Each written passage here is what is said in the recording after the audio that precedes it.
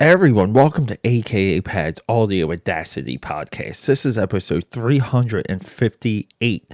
Now, get this, first time, 2021 is all about new things, and we're going to have back-to-back episodes. We're talking about theme parks because your boy over here, the world sketchbook champ, the eclectic one, roast beef taco sandwich is here, spicy sauce. That's right, we're talking Star Wars Galaxy Edge. What can you expect if you go visit, this is the Shangri-La. This is the castle on the hill for Star Wars fans. And I was there. I spent 2 days there. What do I have to say? Yeah, so, I would say all of Galaxy's Edge. And thank you for joining me. Thank you for coming back.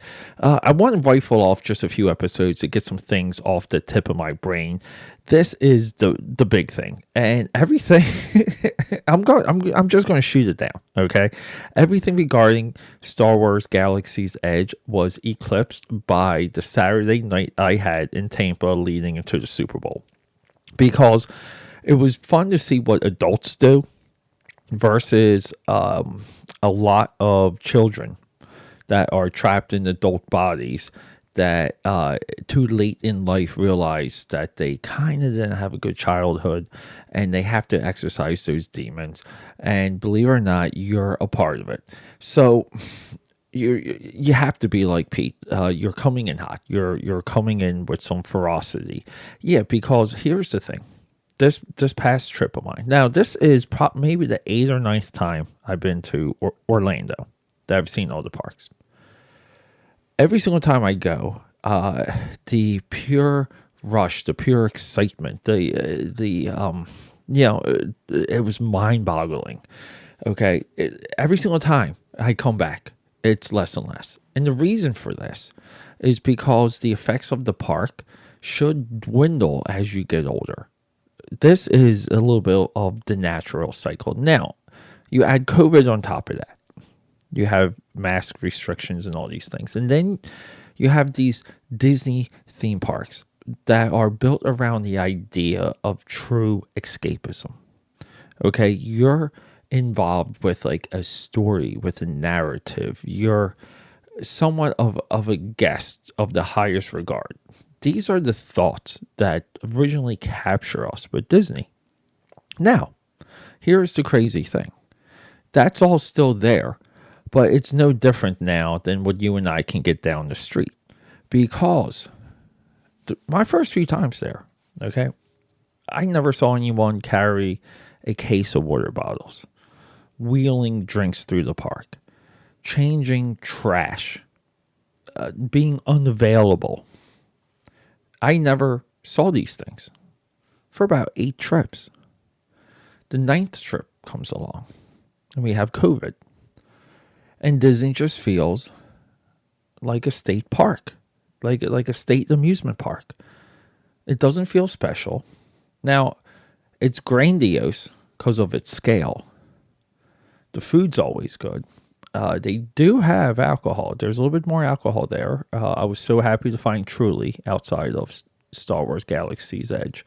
But the experience and the thrill, and I would say the pitch and or the cost was just not there at all. Okay, the pitch of why we're in Disney is gone. Now, Galaxy's Edge comes in. Now, everyone. I mean, there was controversy over this release because not enough of the influencers got invited to it. Everybody wanted Galaxy's Edge to work. Force Awakens set up this new trilogy in an unbelievable way. More so than New Hope. More so than Star Wars Episode 1.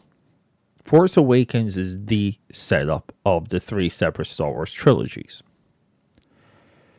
So we will have Kylo Ren, Rey, we would have Poe Dameron, and all these characters would be within the park. We could interact with them. Well, guess what? None of that's there. We would have some of these live shows, these live presentations. Things are larger than life. Well, guess what? None of that's there.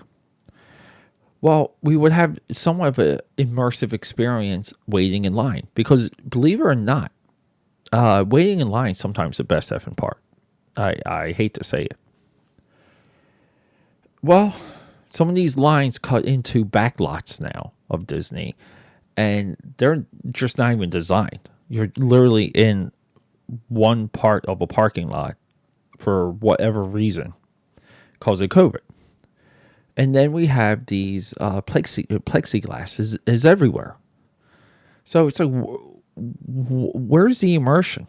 Where's the experience? Where's the setup? We were supposed to go to Galaxy's Edge and be a part of the story. Why can't Disney, in all of its resources, and I might be talking out of turn here, but Disney and all of its resources, can we not put this into the Galaxy Edge story? Why can't we? I don't understand it. Now, that can work for Galaxy's Edge, and good. It could probably also work for our next episode, 359, Avatar. Because Avatar completely blew me away. We have the Millennium Falcon squeezed into a cul-de-sac that is everything disappointing. I know I was on my phone, but I nearly walked by it. Didn't even realize I was walking by the Millennium Falcon. Now, there is an angle to come up on the front of the Falcon, but you still don't get its scale because it's cornered into these caverns. No space. There's just no space for the Falcon to breathe. We have a Kylo Ren ship. It's the TIE, I want to say Destroyer, maybe. I thought it was Kylo's Imperial dropship that he uses a lot in Force Awakens. It's not there. I don't know why, because that design has two giant wings or fins when it goes into its landing or folding position. That is just awesome looking, like Imperial shuttle, awesome looking. Not there. So, and then we have this like cantina type environment, which really works. We have these like doodads. We have some of these ships and some of these vessels around. They all work. But I don't know what the effectiveness of any of it is, rather than it just feels like we heard about Star Wars. We saw a couple pictures and we made a park. COVID completely destroys this experience, and it immediately makes you want to question what the next few steps are when it comes to COVID, because it gets a little bit scary. Because a lot of people are going to these parks for the first time, and they're not getting the full sell. I don't know.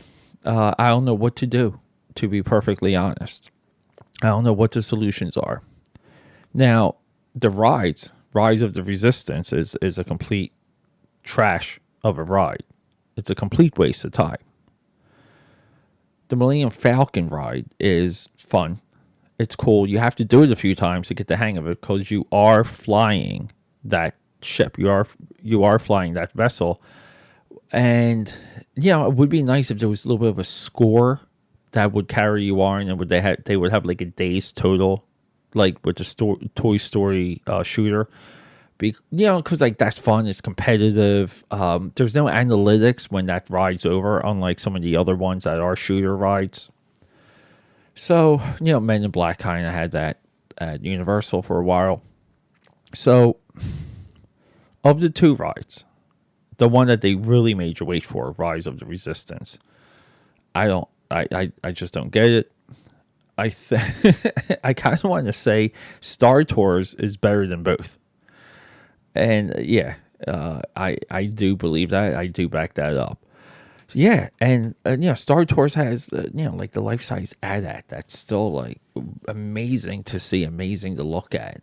It does take your breath away when you first see it, especially when you walk under it. So I don't know, people. I think COVID is destroying the opportunity that these theme parks have to create the next generation of fandom. I don't think Disney is. They're probably playing the long ball with their layoffs, like, cause the layoffs equals like operation costs, and it's just like more cash that they're going to have on hand based on the cash that they have coming in. This is just business talk here. But I don't know too much about the, like, I am here moment. Like, I am within Star Wars. Now, the one ride I did connect with was the Aerosmith roller coaster. That was probably my absolute favorite thing the entire weekend in Orlando, next to our next episode, Avatar, which is completely phenomenal. Avatar really did live up to every chunk of the hype. And moving forward, this is why we're pairing these two episodes together. Because when it comes to the next step, the next generation, the next ideas, we have to look towards Avatar and not towards Star Wars. It's just flaccid, unimpressive, not much fun, not much scale. And for that, everyone, I'm out of here. Episode 359 will be Avatar, Avatar, Avatar. We will do everything about the Avatar park, how mine, like, again, lived up to the hype. Rock and roll. I love you. Go out there, create.